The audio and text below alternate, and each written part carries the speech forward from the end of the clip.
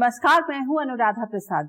Social media platform ban के खिलाफ नेपाल में जिस तरह युवा सड़कों पर निकले और संसद को आग के हवाले कर दिया, उस जेन जी के प्रचंड गुस्से को देखते हुए केपी शर्मा ओली को प्रधानमंत्री की कुर्सी छोड़नी पड़ी। अब नेपाल की अंतरिम सरकार की कमान सुशीला कर्की के हाथों में है। पर बात यही खत्म नहीं होती। पिछले साल अगस्त महीने में बांग्लादेश में छात्र सड़कों पर उतरे। प्रदर्शन, गोलीबारी, कर्फ्यू के बीच शेख हसीना को प्रधानमंत्री पद से इस्तीफा देकर मुल्क छोड़ना पड़ा। वहां भी जेन जी को छेड़ने वाला सूत्र सोशल मीडिया ही था। थोड़ा और पीछे चले तो जुलाई 2022 में श्रीलंका में भी ऐसा ही हुआ था। जेन जी कोलंबो की सड़कों पर उतरी और राष्ट्रपति भवन पर कब्जा कर लिया। राष्ट्रपति गोटबाया राजपक्षे को इस्तीफा देकर मुल्क छोड़कर भागना पड़ा। ऐसे में सवाल उठता है कि जो काम कभी बंदूक, तोप, टैंक और लड़ाकू विमानों की मदद से होता था, अब वो सोशल मीडिया के एल्गोरिदम के जरिए कैसे होने लगा है। आखिर वो कौन सी ताकतें हैं जो युवाओं को सत्ता प्रतिष्ठानों के खिलाफ उकसा रही हैं? लोकतंत्र में चुनावी प्रक्रिया को सोशल मीडिया किस हद तक प्रभावित कर रहा है? नेताओं को जमीनी स्तर की जगह सोशल मीडिया पर अपनी इमेज चमकाने की चिंता क्यों सता रही है? चुनाव में किसी की इमेज बिगाड़ने या नैरेटिव बदलने के लिए किस तरह सोशल मीडिया का इस्तेमाल हो रहा है? हर हाथ में स्मार्टफोन और सोशल मीडिया की शक्ति ने किस तरह से समाज, सियासत और सत्ता सरोकारों को प्रभावित किया है? आज ऐसे ही कुछ गंभीर सवालों के जवाब तलाशने की कोशिश करेंगे अपने खास कार्यक्रम सोशल मीडिया का ज्वार भाटा में।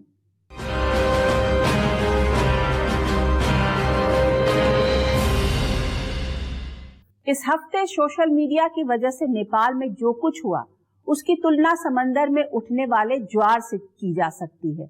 अब नेपाल में हालात धीरे धीरे सामान्य होने लगे हैं, तो इसकी तुलना भाटा से की जा सकती है।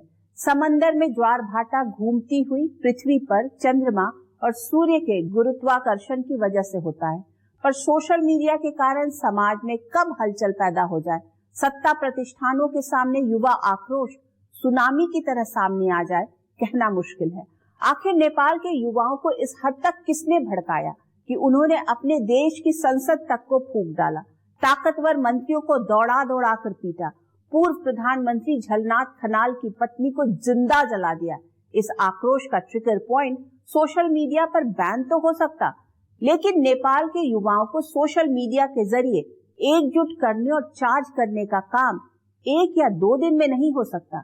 ये सच है कि आज का युवा यानी जेन जी सोशल मीडिया के बीच पला और बढ़ा है। उसके हाव भाव पर सोशल मीडिया का प्रभाव है। जेन जी के लिए व्हाट्सएप चैट रूम है तो इंस्टाग्राम और फेसबुक चौक चौराहा और यूट्यूब यूनिवर्सिटी की तरह। लेकिन एक सच्चाई ये भी है कि सोशल मीडिया प्लेटफॉर्म पर उनके एल्गोरिदम पर अमेरिका का वर्चस्व है। ऐसे में सबसे पहले समझते हैं कि नेपाल से श्रीलंका तक सत्ता परिवर्तन में सोशल मीडिया किस तरह हथियार की तरह इस्तेमाल हो रहा है।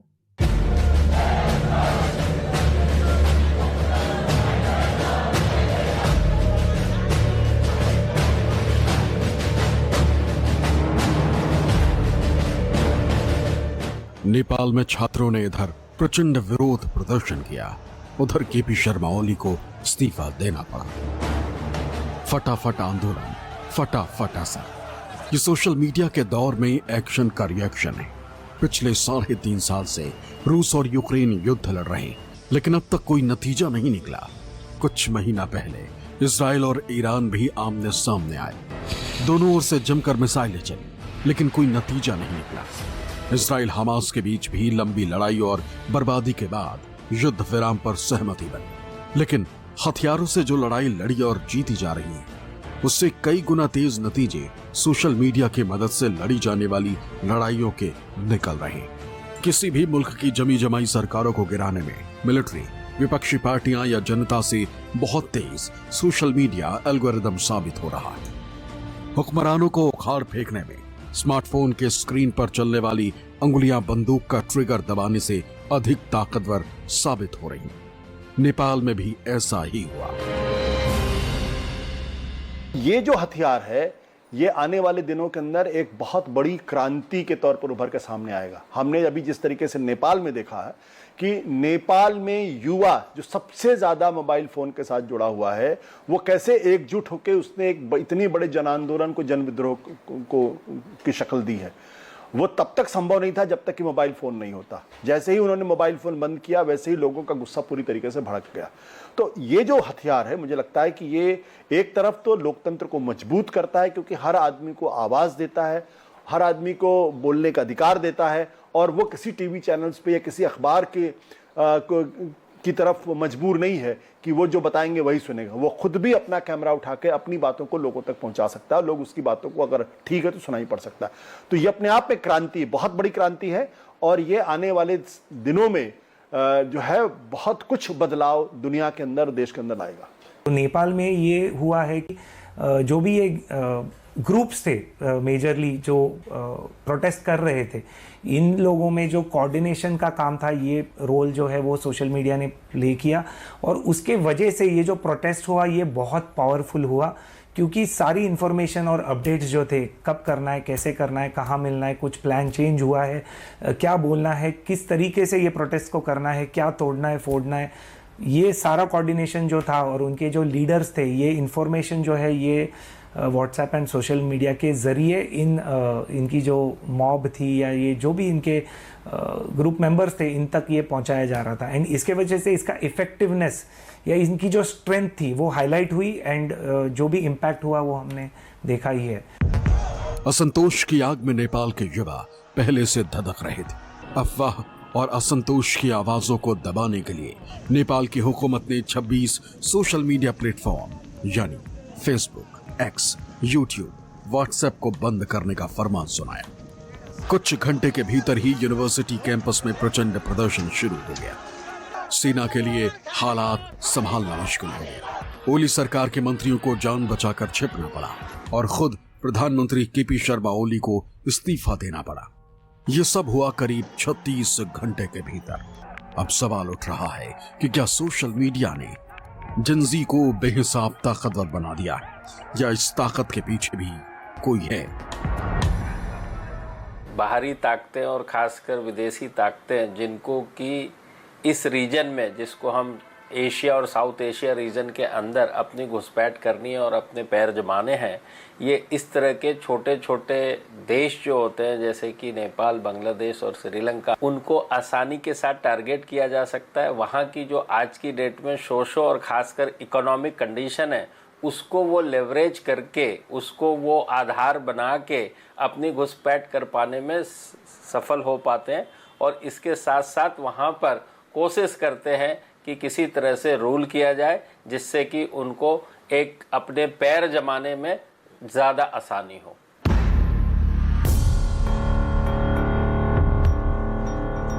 बांग्लादेश में पिछले साल आरक्षण के मुद्दे पर छात्र लंबे समय से आंदोलन कर रहे थे, लेकिन सोशल मीडिया ने छात्रों के इस आंदोलन को बांग्लादेश के राष्ट्रीय फलक पर बड़ी पहचान दी।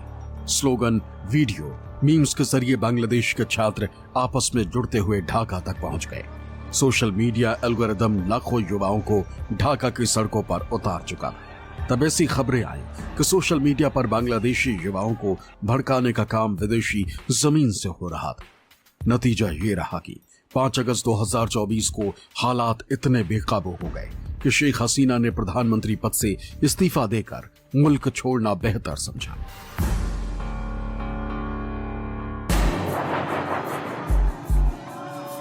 साल 2022 में श्रीलंका में आर्थिक हालात गंभीर हो गए। लोगों के लिए रोजमर्रा की बुनियादी जरूरतें जुटाना मुश्किल होने लगा। ऐसे में मुल्क में बड़े पैमाने पर विरोध प्रदर्शन शुरू हुआ, जिसने एक जन आंदोलन की शक्ल ले ली। इसमें भी सोशल मीडिया ने बड़ी भूमिका निभाई। प्रदर्शनकारी कोलंबो की सड़कों पर आगे बढ़े और राष्ट्रीय आवास से लेकर संसद तक सभी प्रमुख इमारतों पर कब्जा कर लिया। ऐसे में तब के राष्ट्रपति गोटाबाया राजपक्षे को श्रीलंका छोड़कर भागना पड़ा। नेपाल हो या बांग्लादेश, युवाओं के आक्रोश को हवा देने और जोड़ने में सोशल मीडिया ड्राइविंग सीट पर रहा। जेनजी की सबसे बड़ी ताकत है इंटरनेट से लैस स्मार्टफोन और सोशल मीडिया के जरिए दुनिया से कनेक्ट होने का हुनर। लाइक, कमेंट और रिटेंशन के जरिए एल्गोरिदम को कम समय में विस्तार देने की क्षमता। इसका इस्तेमाल जेनजी आंदोलन से लेकर सत्ता बदलाव तक में करने लगा। इतिहास गवाह है कि अरब स्प्रिंग में कई मुल्कों में आवाम ने हुक्मरानों को उखाड़ फेंका था। हुक्मरानों के खिलाफ लोगों को सड़कों पर लाने में सोशल मीडिया ने बड़ी भूमिका निभाई। पर इस बात की क्या गारंटी है कि सोशल मीडिया के जरिए सड़कों पर उतरी जेनजी सचमुच आवाम की आवाज और उनका दर्द है? उसके पीछे किसी बाहरी ताकत का गुप्त एजेंडा नहीं है? सोशल मीडिया के जरिए जेनजी को सड़कों पर उतारने में कोई राजनीतिक एजेंडा नहीं है? सत्ता परिवर्तन या सत्ता हासिल करने की मंशा नहीं है? अमेरिका में डोनाल्ड ट्रंप के दूसरी बार राष्ट्रपति की कुर्सी तक पहुंचने में सोशल मीडिया की बड़ी भूमिका मानी जाती है। राष्ट्रपति ट्रंप के दौर में कूटनीतिक रिश्तों को साधने और अपने पक्ष में माहौल बनाने के लिए सोशल मीडिया का जमकर इस्तेमाल हो रहा है। इससे बंद कमरे में बातचीत और आपसी सहमति जैसी बातों के लिए जगह दिनों दिन कम होती चली जा रही है। ऐसे में सोशल मीडिया के दबाव ने तुरंत एक्शन लेने के लिए हुक्मरानों को मजबूर कर दिया है। इंटरनेशनल डिप्लोमेसी में भी धैर्य और संयम की जगह बहुत कम होती जा रही है। Gambling with the lives of millions of people. You're gambling with World War III.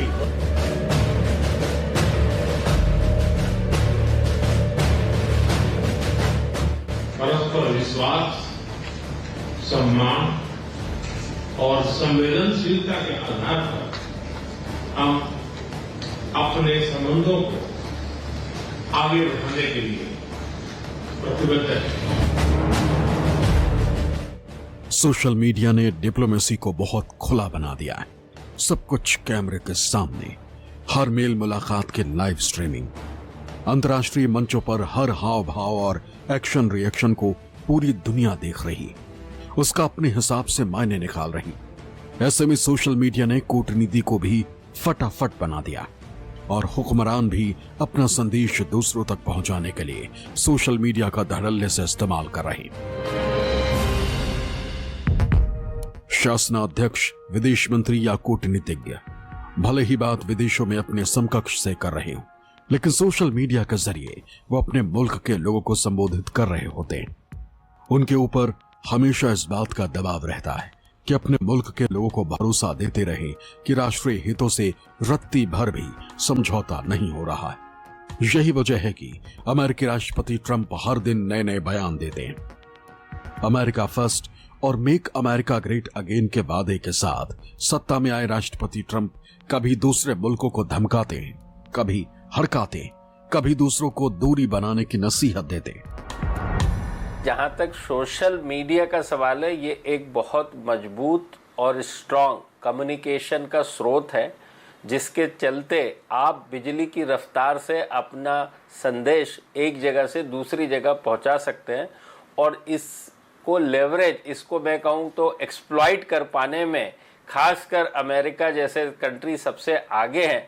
वहाँ पर सोशल मीडिया की जो इसको कहते हैं कि आज की डेट में सबसे बड़ा इन्फ्लुएंस मेकर हो गया, इन्फ्लुएंस कर पाते हैं आप अपने हिसाब से। बल्कि यहाँ तक कहा गया कि 2016 के जो अमेरिका के इलेक्शन थे, उसमें लंदन, यूनाइटेड किंगडम की एक कंपनी ने बहुत बड़ा रोल प्ले किया लोगों को इन्फ्लुएंस करने में, और कहा ऐसा जाता है कि वहाँ के जो चुनाव परिणाम आए उसको प्रभावित किया।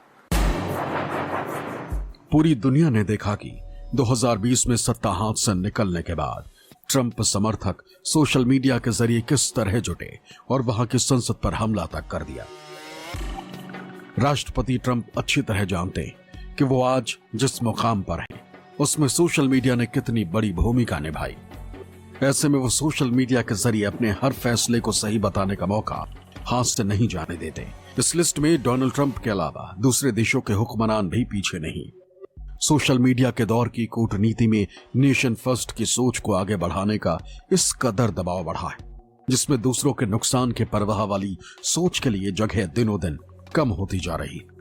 इस बात की संभावना भी दिनों दिन बढ़ती जा रही कि दूसरे देशों में सरकारों को अस्थिर करने या लोगों के आक्रोश को हवा देने में सोशल मीडिया को हथियार की तरह इस्तेमाल का चलन तेजी से बढ़ सकता है।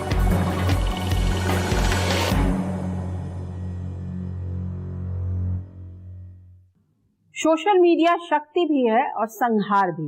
आज की तारीख में ज्यादातर हाथों में इंटरनेट से लैस स्मार्टफोन है और सोशल मीडिया के जरिए अपनी बात पूरी दुनिया में पहुंचाने के लिए हर एक शख्स के पास फेसबुक, इंस्टाग्राम, एक्स जैसे प्लेटफॉर्म भी मौजूद हैं।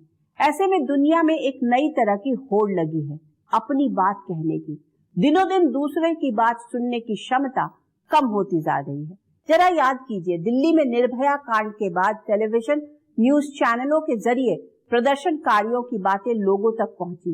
इसी तरह अन्ना आंदोलन से जुड़ी खबरें टीवी न्यूज चैनलों के जरिए लोगों तक पहुंची और लोगों ने अपनी राय बनाई। तब सोशल मीडिया का प्रभाव इतना अधिक नहीं बढ़ा था। न्यूज चैनलों के पास किसी भी खबर को दर्शकों तक पहुंचाने के लिए पहले फिल्टर और फिर क्रॉस चेक का अपना मैकेनिज्म है। किसी खबर को प्रसारित करने के पहले संपादक सोचता है कि उस खबर का समाज पर क्या असर पड़ेगा।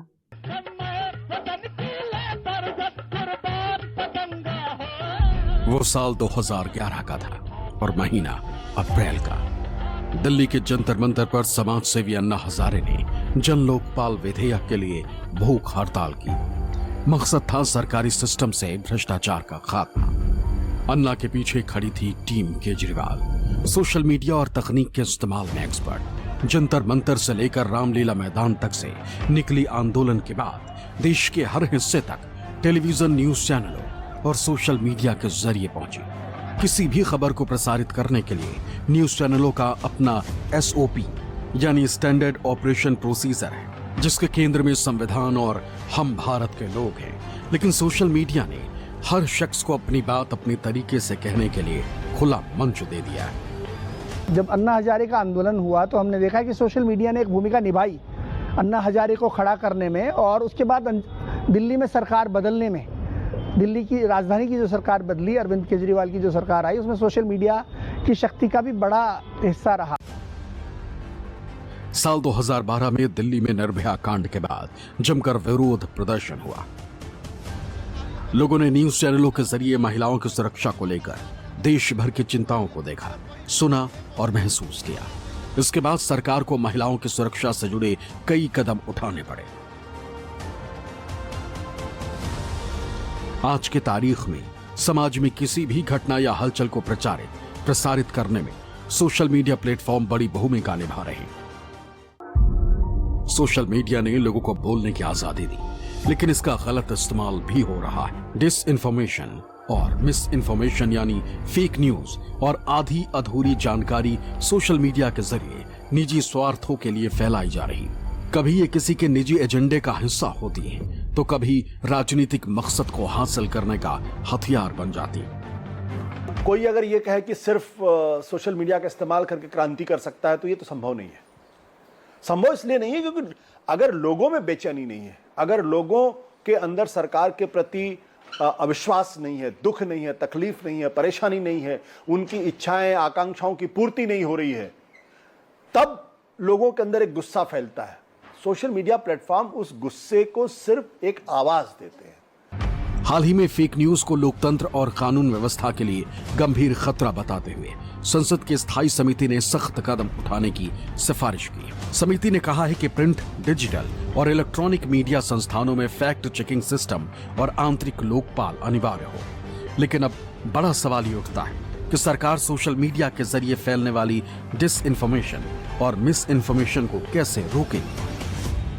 सन 2017 में सुप्रीम कोर्ट के 9 जजों के फैसले के बाद भारत में डेटा सुरक्षा कानून 2023 में बना, लेकिन सोशल मीडिया कंपनियों के दबाव की वजह से इसको 2 साल से लागू नहीं किया जा रहा है। दूसरा, संसद की स्थायी समिति की रिपोर्ट में अभी कहा गया है कि बढ़ते फेक न्यूज के खतरे की वजह से जो इन कंपनियों को सेफ हार्बर का दर्जा मिला उस पर पुनर्विचार होना चाहिए। लेकिन दुर्भाग्य ये है कि भारत में फेक न्यूज पर हल्ला ज्यादा होता है, लेकिन फेक न्यूज की अभी तक कानूनी परिभाषा ही निर्धारित नहीं की गई है। एक आंकड़े के मुताबिक हमारे देश में करीब 100 करोड़ स्मार्टफोन यूजर्स हैं। फेसबुक पर 38 करोड़ से अधिक, तो इंस्टाग्राम पर 41 करोड़ से अधिक अकाउंट हैं। हमारे देश में एक आदमी रोजाना 5 से 5.5 घंटे स्मार्टफोन की स्क्रीन निहारने में खर्च करता है। ऐसे में सोशल मीडिया के जरिए दूसरों से कनेक्शन जोड़ने का रास्ता हर कोई अपने नफा नुकसान के हिसाब से तलाश रहा है। स्मार्टफोन ने सबको स्वघोषित पत्रकार और सोशल मीडिया ने ब्रॉडकास्टर बना दिया है, जहां सूचना या खबर को क्रॉस चेक या फिल्टर करने का मैकेनिज्म नहीं है। सोशल मीडिया पर कब और कौन सी खबर वायरल हो जाएगी या वायरल करा दी जाएगी कहना मुश्किल है। पिछले दिनों बिहार में एक मंच से प्रधानमंत्री मोदी के लिए अपशब्द कहे गए। उनकी दिवंगत मां के लिए अपशब्द का इस्तेमाल हुआ। ये किसी सामान्य कार्यकर्ता द्वारा किया गया, जो निंदनीय है।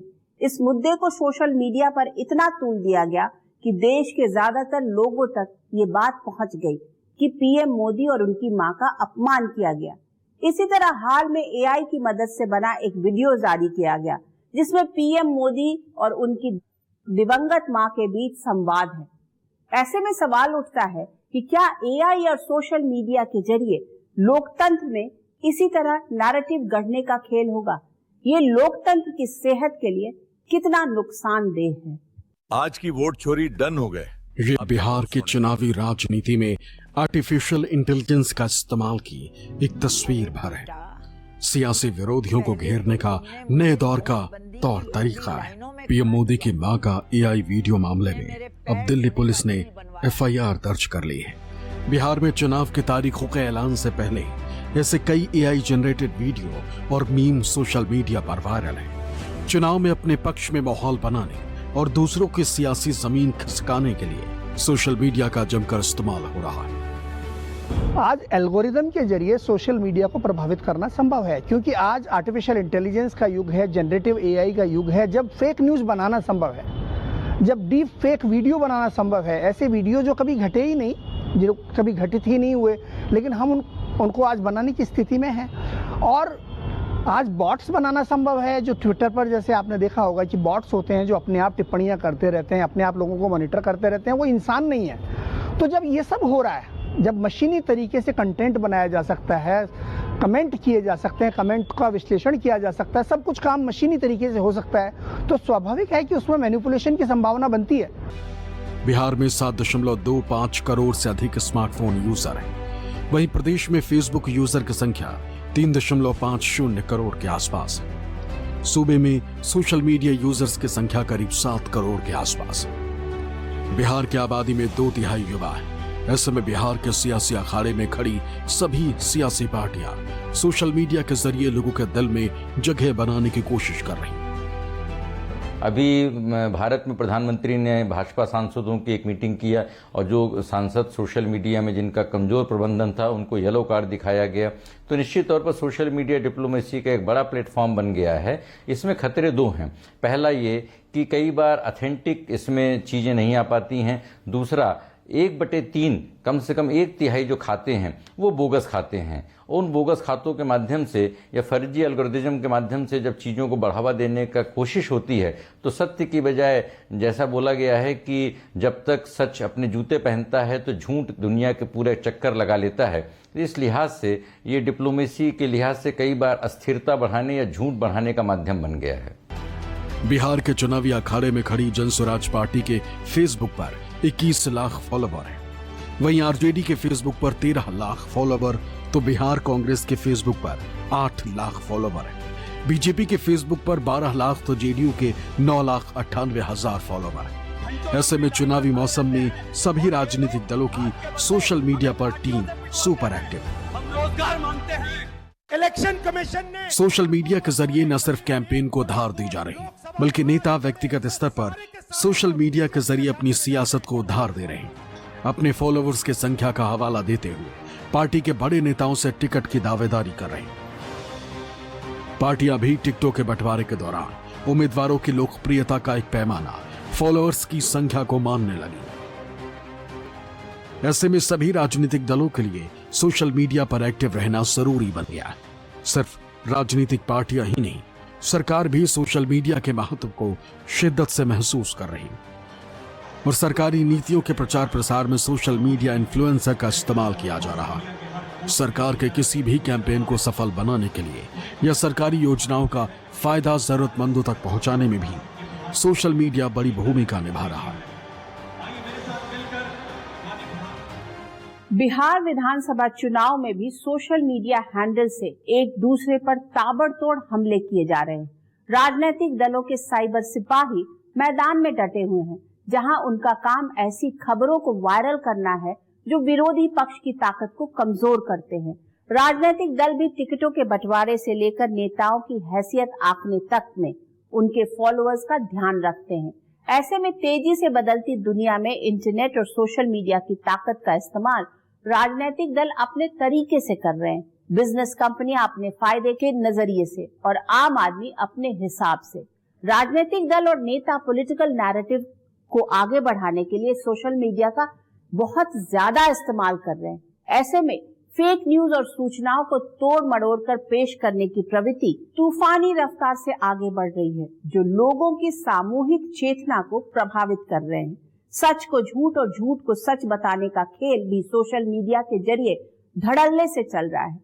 इसे कुछ समाजशास्त्री लोकतंत्र के लिए लाभकारी मानते हैं, जबकि कुछ इसे बहुत ज्यादा हानिकारक बताते हैं। डीप फेक क्या कर सकता है और कितना बड़ा संकट पैदा कर सकता है, और उसमें जो चाहे वो बना सकते हैं जी। एक वीडियो देखा जिसमें मैं गरबे गा रहा हूं। बहुत पहले ही प्रधानमंत्री मोदी कह चुके हैं कि डीप फेक एक बड़ा खतरा है, इसमें समाज में अशांति पैदा करने की क्षमता है।